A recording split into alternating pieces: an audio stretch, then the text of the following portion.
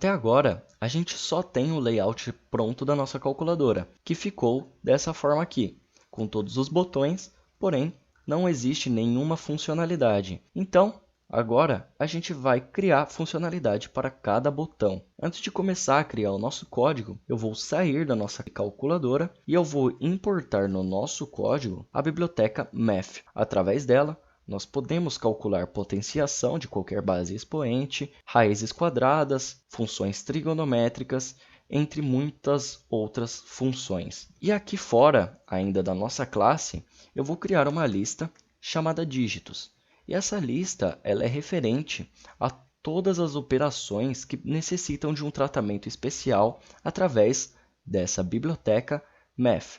Eu já tenho essa lista pronta em um arquivo, então eu só vou simplesmente copiar e colar todos os dígitos dessa lista. Essas são as funções da nossa calculadora que necessitam de um tratamento especial e que vão passar por essa biblioteca Math. E antes de voltar à nossa classe calculadora, eu vou criar três variáveis. Uma chamada DEG, a outra inversa DEG e outra chamada CNT. Essas duas primeiras elas vão ter o valor igual a 1 e elas fazem referência à função de inverter o resultado das trigonométricas de radianos para graus e vice-versa. E esse CNT é a variável de controle para realizar essa conversão de graus para radianos. Através dela que a gente vai controlar essa mudança. Aqui dentro do nosso método init, eu vou mudar algumas coisas e adicionar o botão que vai realizar essa mudança. Então, aqui o nosso output, eu vou mudar o tamanho de 36 para 30.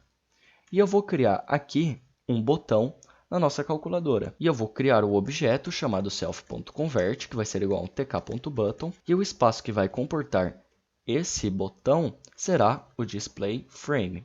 Além disso, eu vou aplicar as mesmas configurações que eu apliquei em todos os outros botões da nossa calculadora, porém, eu vou mudar alguns valores. Então, a largura que estava definida em 7, eu vou definir para 3. A altura que estava definida em 2, eu vou mudar para 0. E fazendo isso, eu digo para o tkinter que o botão ele vai ter a altura somente para conter o que existe dentro dele. Ou seja, a altura vai ser somente a necessária. E também eu vou adicionar um texto personalizado chamado DEG, uma cor de fundo com um código hexadecimal e também o command, que vai ativar o tratador de eventos self.degrees_radians. Esse tratador ainda não existe e eu vou criar ele agora, aqui embaixo do nosso método criar botões. Então, def degrees_radians vai receber o self por padrão. E aqui dentro a gente vai fazer essa lógica de trocar de graus para radianos e vice-versa. Para isso, nós precisamos acessar os valores dessas variáveis que estão fora do escopo da nossa classe calculadora. Para isso, nós utilizamos a palavra-chave global. Essa palavra-chave, ela diz que essa variável que a gente está utilizando nesse trecho de código trata-se de uma variável que está fora do escopo e que agora a gente vai conseguir acessar o valor dela. A gente vai avaliar a variável de controle. Se a variável de controle for igual a 0, quer dizer que estava em radianos e que o usuário vai querer o resultado das trigonométricas em graus. E para isso é fácil. A gente vai definir o DEG, que é para as funções trigonométricas normais, seno, cosseno e tangente, como sendo o π dividido por 180. E para as funções inversas, para retornar o valor em graus, será 180 dividido pelo π. Além disso, nós vamos trocar o texto do nosso botão para rad. E também nós vamos inverter o estado do CNT para 1, evitando que o usuário fique preso nessa condição. E por último, nós vamos definir um else. Se o CNT for diferente de 0, nós vamos retornar o valor de DEG para 1, o inversa DEG para 1, e o texto e o CNT, nós vamos voltar para o valor padrão também, DEG e CNT 0. Com esse método, a gente já consegue transformar de graus para radianos e vice-versa.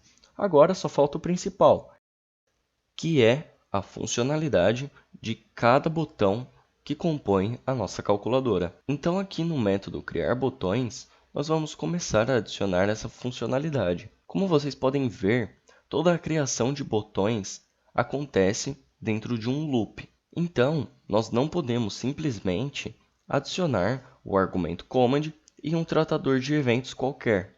Isso porque todos os botões criados dentro desse loop vão ter o mesmo tratador de eventos, ou seja, todos os botões, quando clicados, vão acionar a mesma resposta e vão fazer a mesma coisa.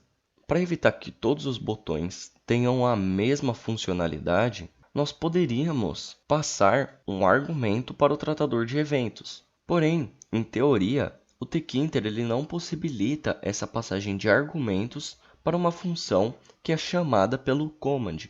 Porém, na prática, nós podemos utilizar as funções anônimas, chamadas de lambdas. Esse tipo de função ele permite a declaração de uma expressão sem a necessidade da gente criar um método função, por exemplo. E só para a gente lembrar como que esse lambda funciona, eu vou deixar comentado a sintaxe nessa linha. Então a gente começa com a palavra-chave lambda, seguido de um ou dois argumentos separados por vírgula. A gente insere em seguida os dois pontos e, por fim, a expressão que o lambda vai ativar quando for executado. E aplicando essa ideia do lambda no nosso argumento command, nós vamos ter algo mais ou menos assim. Nós vamos criar um lambda que não vai precisar de nenhum parâmetro e que vai chamar um tratador de eventos chamado ação botões. E para esse tratador de eventos, nós vamos passar como argumento o texto. E o texto nada mais é que o valor da nossa matriz para cada interação de linha e coluna. Esse tratador de eventos ele não foi criado ainda. Então, aqui fora do nosso método criar botões, eu vou criar o ação botões, que por padrão nós vamos inserir o self, porém agora nós vamos inserir um novo parâmetro chamado texto, que será o que está vindo aqui como argumento. E para entender como o tratador de eventos vai funcionar, nós devemos entender o que está vindo no parâmetro texto. Então eu vou colocar aqui dentro desse método somente um print texto, que é o parâmetro que está vindo do nosso método criar botões. E aqui nessa linha vocês vão perceber um problema em utilizar o lambda. Executando o nosso código, nós temos a nossa calculadora, e quando eu pressionar qualquer botão na nossa interface, vocês vão ver que a única coisa que vai ser passada e printada nesse método ação botões será a letra C, que por coincidência é a última string da nossa matriz. E o que está ocorrendo para que o nosso print seja somente esse C? Bom, isso ocorre porque o lambda, a cada iteração, ele vai sobreescrever o lambda anterior. Portanto, sempre que a gente clicar em qualquer botão, o texto dele será o C, que é o último valor que é tratado e que também é passado para o nosso método ação botões. E para driblar esse problema, é simples. A gente tem que ligar a cada interação um botão diferente. Ou seja, a gente vai dizer que o nosso lambda ele vai ter um nome x que vai ser igual ao texto daquela iteração. E em vez de passar o texto como parâmetro, nós vamos passar o nome do nosso lambda. Dessa forma, se eu executar novamente o código, vocês vão ver que a cada tecla pressionada da nossa calculadora, o texto sairá certo. Agora que está funcionando essa passagem do texto para cada tecla da nossa calculadora, dentro desse método ação botões, nós devemos inserir toda a funcionalidade de todo botão existente na nossa calculadora.